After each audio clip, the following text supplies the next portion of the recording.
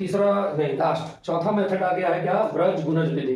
देखिए व्रज गुणज के लिए हम डायरेक्ट आप लोग के लिए फॉर्मूला लिख दिए, इसको याद कर लीजिए और डायरेक्ट पुट कर दीजिए, है ना, ज्यादा दिमाग लगाने की जरूरत नहीं है। ठीक, तो ध्यान दीजिए, सबसे पहले इसको इस तरह से लिखना होगा कि x प्लस 2y माइनस 3 बराबर 0, है ना। तो यहाँ से आपका a1 का वैल्यू कितना आ गया बताइए, a1 बराबर आ गया 1, b1 बराबर कितना आ गया 2 और c1 बराबर कितना आ गया -3। ठीक है, दूसरा इक्वेशन हम लोग लिखेंगे 4x plus 3y minus 2 equal to 0।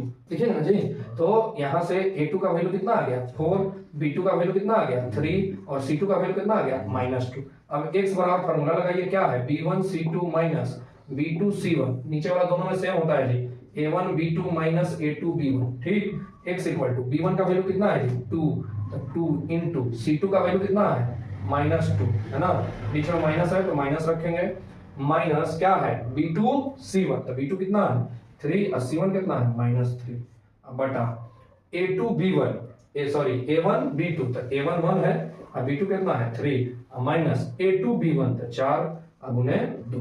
जब इसको सॉल्व करेगा बच्चा तो ये हो गया -4, ठीक, और ये माइनस क्या हो जाएगा -9 और बटा में 3 -8।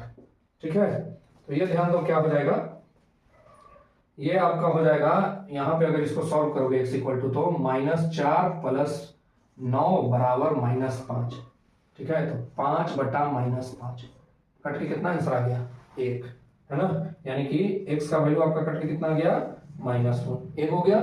y का मान निकालना है, एक रख देखा, y बराबर देखिए c1 a2 c1 -3, a2 का वैल्यू कितना है 4, है ना, माइनस c2 a1 c2 हो गया -2 और a1 कितना है 1।